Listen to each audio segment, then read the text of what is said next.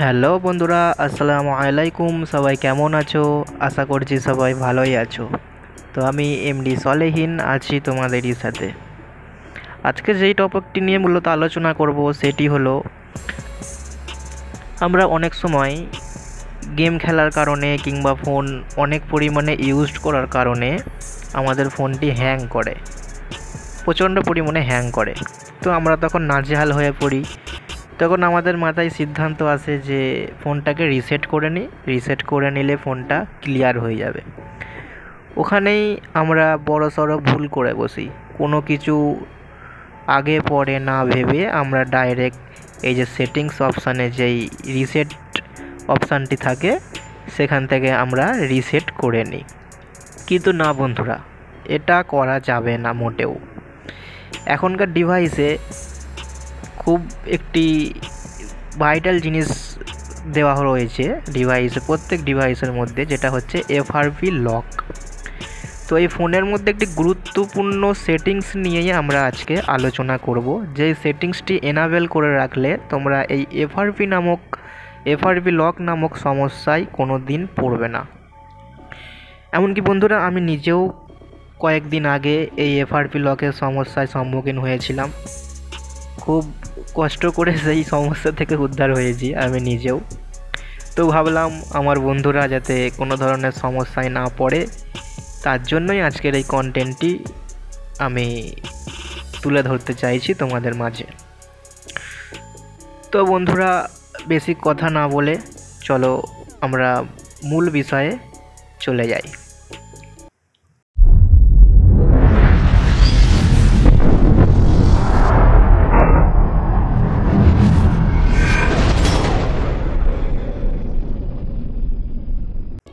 তো প্রথমত আমরা ফোনের সেটিংস অপশানটি খুলে নেব। সেটিংস অপশানটি খুলে নিই, চলো। সেটিংস অপশানটি খুললাম। খোলার পরে বন্ধুরা প্রথমেই কিন্তু বন্ধুরা আমরা ডেভেলপার অপশান নামক, মানে মেন যে সেটিংস নিয়ে কথা বলবো আমরা, সেই সেটিংসটি খুঁজে পাবে না। সেই সেটিংসটির নাম হচ্ছে ডেভেলপার অপশান। তো ডেভেলপার অপশানটা মূলত তোমার ফোনের এই যে সিস্টেম বার আছে, এই যে সিস্টেম মেনুটি আছে, সেই সিস্টেম মেনু কিংবা তোমাদের ফোনে যে মোর সেটিংস বলে কোনো একটা অপশান থাকবে, কিংবা অ্যাডিশনাল সেটিংস বলে যে অপশানটি থাকবে, সেখানে এই সেটিংসটি পাবে তোমরা।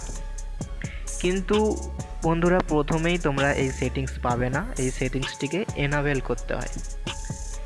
নতুন অবস্থায় সেটিংসটি ডিসেবলড হয়ে থাকে। তো বন্ধুরা, এনাবেল করতে গেলে আমাদের ফোনের এই যে অ্যাবাউট ফোন নামক যে মেনুটি রয়েছে, অ্যাবাউট ফোনের ভিতরে ঢুকতে হবে আমাদের। তো চলো ঢুকলাম। ঢোকার পরে এখানে তোমার ফোনের সমস্ত কিছু ডিটেলস দেখাবে, কত জিবি র্যাম, অ্যান্ড্রয়েড ভার্সান কত আছে, ফোন স্টোরেজ কত আছে। তো ঠিক এর নিচে ঠিক যে লেখাগুলো আছে, software information, status, legal information, customer service, তো এর মধ্যে যে সফটওয়্যার ইনফরমেশান লেখাটি থাকবে, এই লেখাটির ভিতরে তোমাদের ঢুকতে হবে। তো আমি ঢুকলাম।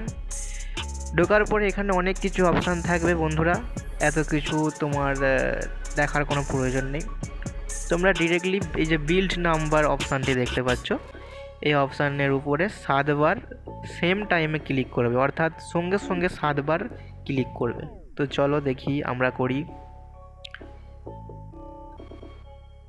7 বার ক্লিক করার পরে আমাদের ফোনের পাসওয়ার্ডটি চাইছে। বন্ধুরা, এই পাসওয়ার্ডটি হচ্ছে তোমাদের ফোনের যখন লক যখন আনলক করো তখন যে লকটি দিতে হয়, এটা হচ্ছে সেই পাসওয়ার্ডটি। তো পাসওয়ার্ডটি আমি দিয়ে নিলাম। তো দেখো নিচে লেখা উঠছে you are now a developer, মানে ডেভেলপার সেটিংসটি এনাবেলড হয়ে গেল। তো এখান থেকে আমরা ব্যাক করে বেরিয়ে যাব। বেরিয়ে যাওয়ার পরে বন্ধুরা, যেটা বললাম, এই যে সিস্টেম অপশানে কিংবা তোমার ফোনে যে অ্যাডিশনাল সেটিংস কিংবা আদার্স সেটিংস যে আছে, সে অপশানের ভিতরে তোমরা পেয়ে যাবে। তো বেশিরভাগ ভিভো ফোনে বিশেষ করে সে সিস্টেমের ভিতরেই থাকে। তো সিস্টেম ঢুকলাম। ঢোকার পরে দেখুন সব থেকে নিচে যে অপশানটি রয়েছে সেটি হচ্ছে ডেভেলপার অপশান। তো বন্ধুরা, ডেভেলপার অপশানের ভিতরে আমরা ঢুকলাম। ঢোকার পরে বন্ধুরা দেখতে পাবে যে এই যে OEM আনলক, দেখতে পাচ্ছ কি বন্ধুরা? এই যে OEM আনলক, এটা প্রথম অবস্থায় তোমার ডিসেবল থাকবে। আমি করেছিলাম একবার করে নিলে লাইফ টাইম এটা এনাবেলডই থাকে। এই OEM আনলকটাকে তোমরা এনাবেলড করে নেবে, এটা যদি ডিসেবলড থাকে। ওকে, তাহলে তোমরা চিরকালের জন্য এই ডিভাইসটির জন্য, মানে এই ডিভাইসের পরিপ্রেক্ষিতে তোমরা চিরকালের জন্য এই সমস্যার সম্মুখীন হবে না। তো বন্ধুরা, জানি তোমাদের মধ্যে অনেকে সেটিংসটি জানতে, এবং তোমাদের মধ্যে যারা সেটিংসটি জানো না, এক্ষুনি তোমরা এই সেটিংসটি এনাবেলড করে নাও। আর যদি আমার এই ভিডিও থেকে তোমরা একটু পরিমাণেও হেল্প পেয়ে থাকো, অবশ্যই কমেন্ট করো এবং ভিডিওটিতে একটা লাইক করে দিও। তো বন্ধুরা, আজ এই পর্যন্তই, আবার দেখা হবে অন্য কোনো এক ভিডিওয়। যদি ভিডিওটি ভালো লাগে চ্যানেলটি সাবস্ক্রাইব করে রাখো, পরবর্তী ভিডিও এলে যাতে সবার আগে তোমার কাছে আপডেট চলে যায়। আজকের মতো বিদায় নিলাম, আসসালামু আলাইকুম।